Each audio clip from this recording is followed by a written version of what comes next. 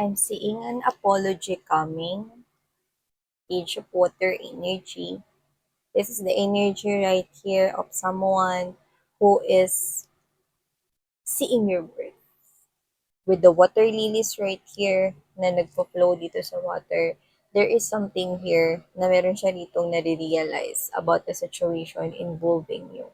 And this person is now seeing you as someone here na mas alam mo, nakakita ko ng bagay na nagliliwanag, no? So, parang nakikita ka niya as somewhat here na pwedeng mas makinang or pwedeng mas may potential or pwedeng mas may ibubuga, ganun.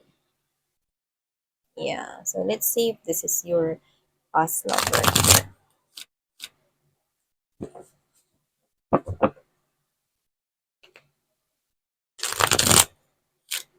Nakita ko ng nakadress. So, baka nakadress ka or nakadress ka kamakailan lang, no? Or baka hilig mo talagang mag-dress. This could be your reading.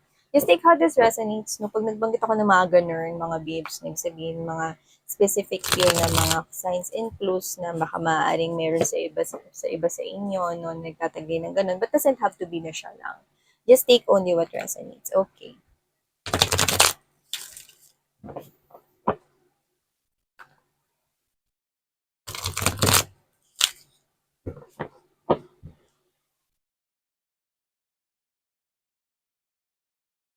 Alam mo yung feeling na parang kasama mo na yung tao na yan na tumupad ng napakaraming pangarap or nangarap at kasama mo siya sa lahat ng celebration or sa lahat ng pangyayari sa buhay mo. So, pwede matagal na siya, no, na nasa buhay mo. Pero whatever the case may be, I'm picking up that this is you.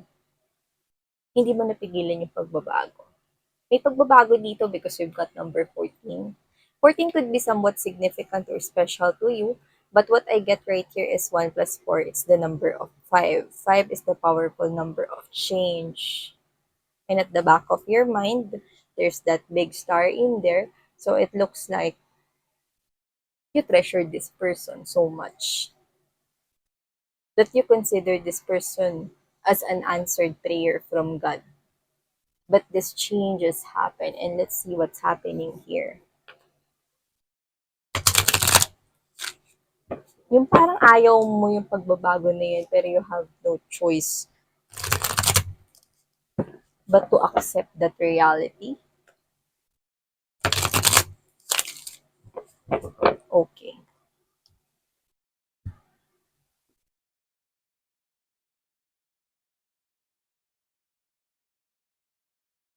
Oh, Queen of Fire in reverse position. Let's keep moving. Oh, we have the King of Fire energy, but it's in a pride position. Let's see. But I'm getting this kind of energy that someone here sees someone here as a false lover or someone here no na parang akala niya gusto niya pero hindi pala talaga or akala niya mahal niya pero hindi pala talaga. Parang ganon. So let's keep moving. Let's keep moving. Okay? So,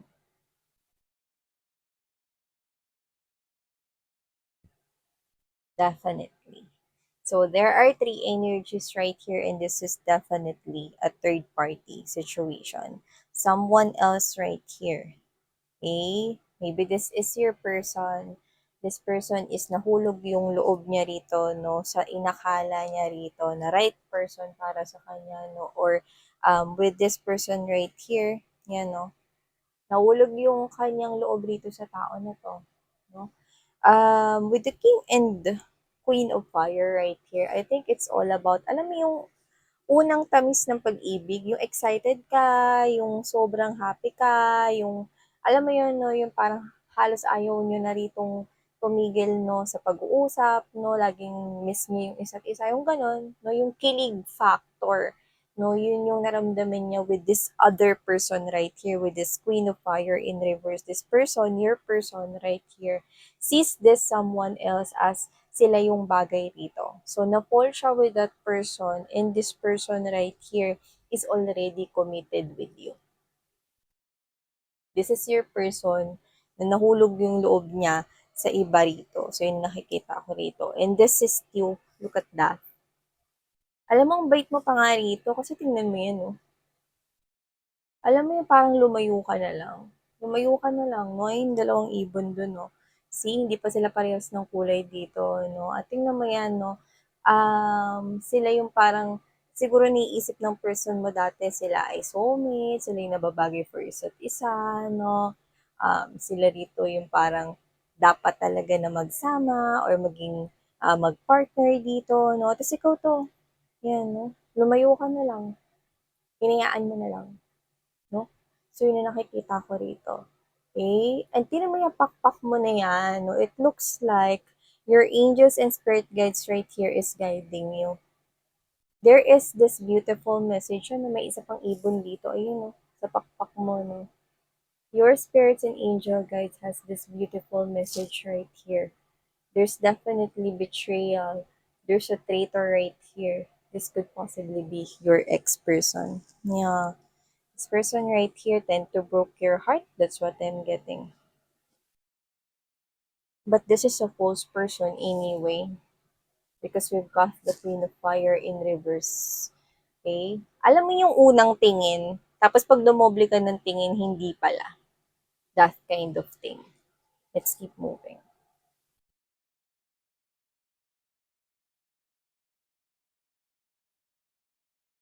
Nahirapan ka mag-move on with this person right here. Like, nahirapan ka, no, na-stuck ka ng matagal dun sa kalungkutan, na-stuck ka ng matagal, no, doon sa parang feeling na parang, ano nang gagawin ko simula ngayon?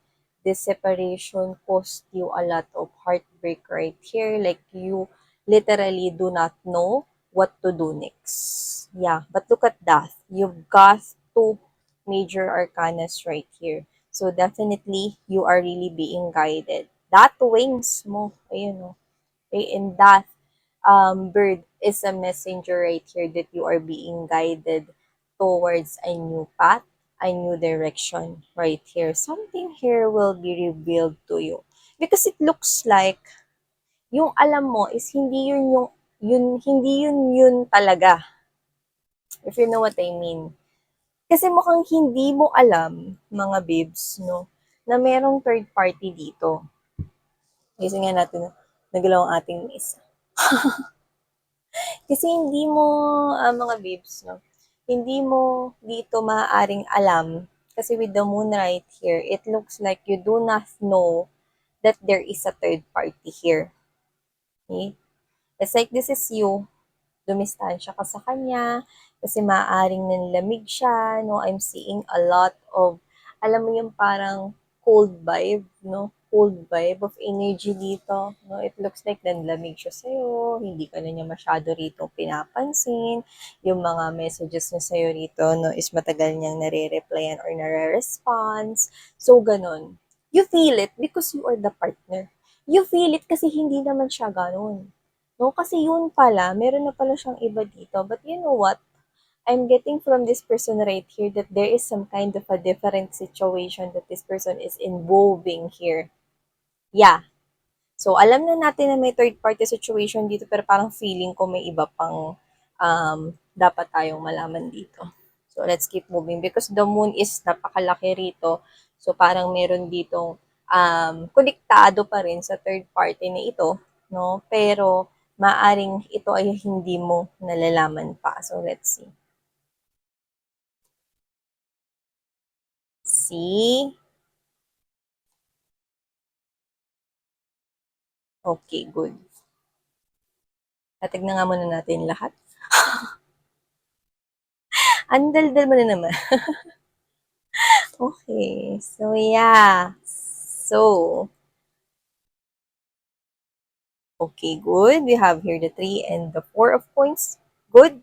And the 10 of fire. Okay.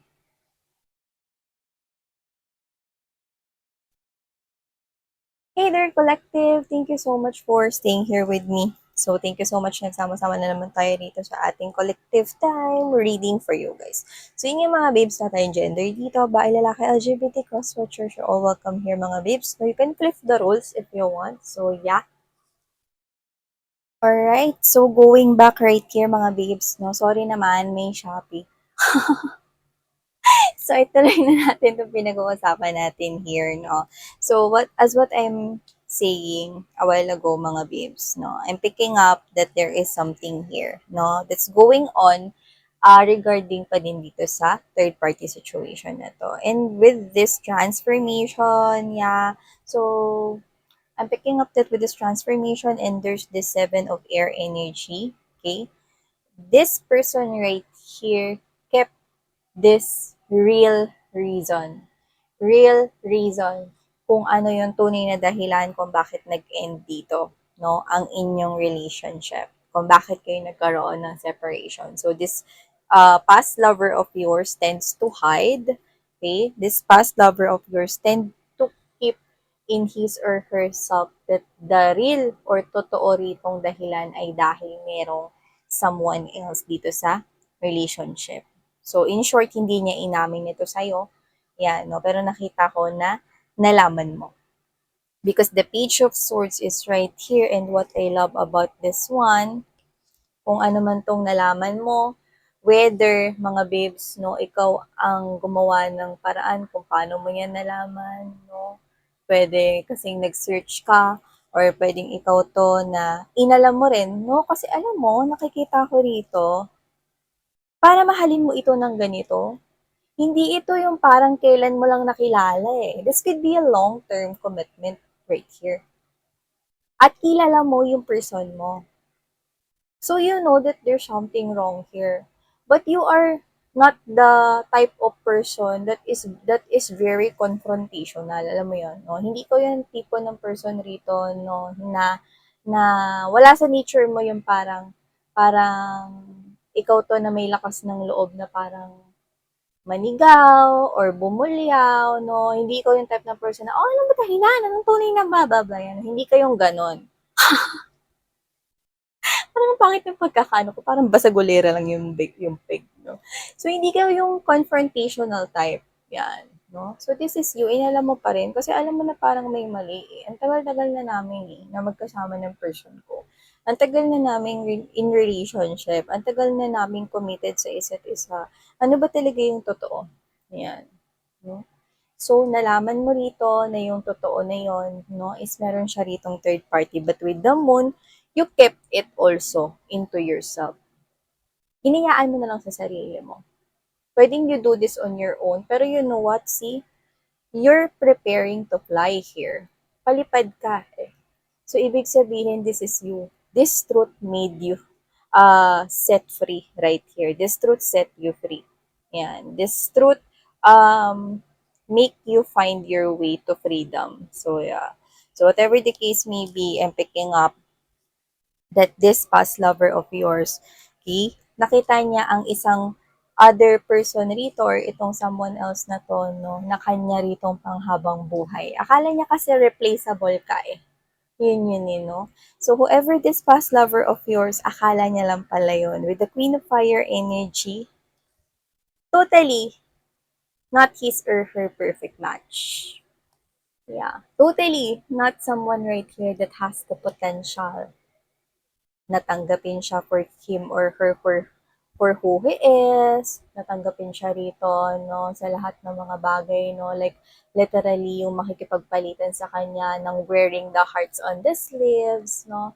This person isn't the person that your past lover thought na ito yon.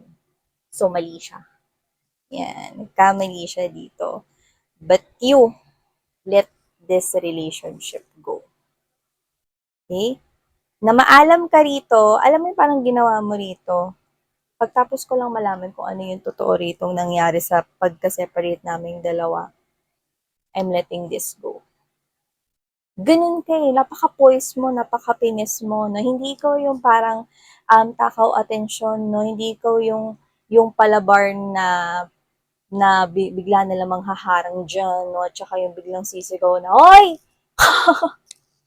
Hindi ikaw yung gano'n, no? Very, ano ka, very finesse, no? You make a move, but in a very, very, parang sophisticated way, in a very, very matured way. Ganun yung ano mo eh. So, you've searched here for something. Ano ba talaga yun? Kasi hindi ako naniniwala na na-fail out of love siya, nanlamig siya kasi bigla na lang siya ritong nawalan ng amor sa akin, bigla na lang niya akong hindi minahal dito. So you did search right here.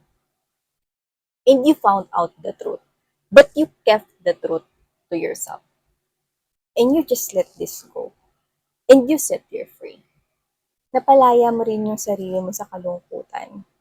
You know what I'm getting right here? Because the five of fire is present right here. This is what I'm getting. Kaya tinago niya. Okay? Kaya tinago nitong past lover mo na to. Yeah, we're hearing that song. I know everybody, almost everybody knows that song. Sana sinabi mo. Exactly. Sana sinabi niya na lang talaga yung totoo sa'yo. Pero you know what? With this five of fire energy, I'm getting that this past lover of yours is, alam mo yung parang ano, para mapagtakpan niya yung sarili niyang kamalian, mas madali kasi, mas madali na pagtakpan ang sariling kamalian kung ito ay isisisi sa iba. So this person could had blamed you. Yung iba pwedeng hindi naman kayo blame, no? Pero kasi yung mga babes, no, parang ganun din yun kasi hindi siya nagsalita. Nawalan siya rito ng amor, nawalan siya ng pagmamahal. No? So parang sinabi at parang ipinamukha niya sa'yo na kasi hindi mo ko naaalagaan ng maayos. Kasi hindi mo na ako binibigyan rito ng oras at importansya. Yung ganon, you know that right away, no, na parang may isip ng isang person, no, kung bakit siya iniwan. Di ba yung iba umaalis? Nagtataka, nag-iisip, bakit sila ginughost, ba't sila iniiwan ng isang tao nang hindi man lang sinabi kung anong dahilan. Okay? Di ba? Because this person made you feel that you are not enough. Because this person make you feel, yan, no, na may kulang kasi sa iyo eh. Pero hindi niya kayang harapin rito yung katotohanan right here with the five of fire energy. Hindi niya kayang saluin. Ito yung mga energies around you, sweetheart, collective. Hindi niya kayang aminin sa mga ito ang totoo. Hindi niya kayang sabihin sa mga ito, no, na siya ang nagkamali dito, na meron akong ibang babae, na meron akong ibang lalaki, na meron ako ritong ibang kinakasama or meron ng iba para sa akin. Hindi niya yun kayang aminin. Kasi nung oras na yun, mas madali para sa kanya na pagtakpan ng kanyang kamalian ng isa pang kamalian at ang kamalian na yun ay ang pagsisi ng kasalanan sa iyo. So whatever the case may be, with the strength card in reverse, this is now this person here wanting to do. Kasi hindi ko alam kung ano na talaga yung real score nila nitong kanyang false person na inaakala niyang divine counterpart kasi dapat yan, di ba? Pero tingnan mo yung isa naka-reverse. So, ibig sabihin, this past lover of yours tend to think that this could possibly be the one for him or her. But then again, that's not the case. Diba? So with the two of air energy, I can see that this past lovers of yours is now ready to tell you the truth. But, okay, these other energies around you right here, okay, ang mga kumahadlang dito sa paglapit ng yung past person sa'yo. Kasi alam mo kung ano nakukuha ko rito? Nakakita kasi ako ng mga chat messages, mga may loves, no? Nakita ko ng chat messages, whether that's text messages, chat messages, no? Any form of social media applications could be, no? Iniisa-isa niya yon. And this person is saying sorry. Saying sorry to the people around you. And you know what? This other people around you is only saying this one thing to your past lover. And what is it, Miss Yan? Hindi ka dapat sa akin, hindi ka dapat sa amin mag-sorry. Mag-sorry ka kay collective. See? Because whatever the case may be, this person gets forward right here. Naduwag siya.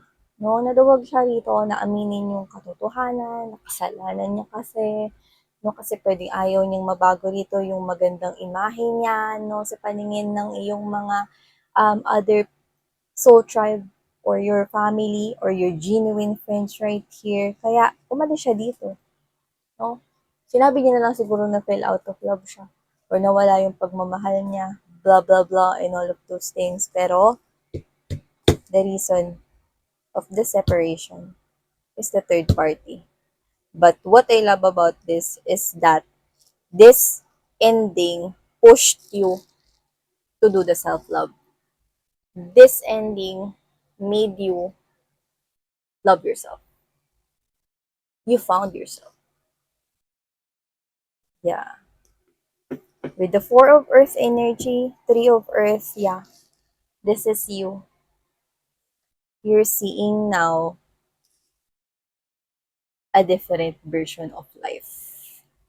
In this version of life is somewhat glittery gold, which we do all know that gold is really expensive. And this is something here worthy. It's a treasure. So, hindi na siya involved dito sa nakikita mo ritong version of your life. With the Ten of Fire energy, I'm seeing na isa-isa na ritong nasusunog at nalalaglag, no? Ang lahat ng mga may kinalaman sa pain na dinulot ng person na to from your past. See? This person here tends to replace you with someone else that appears here to be a false person.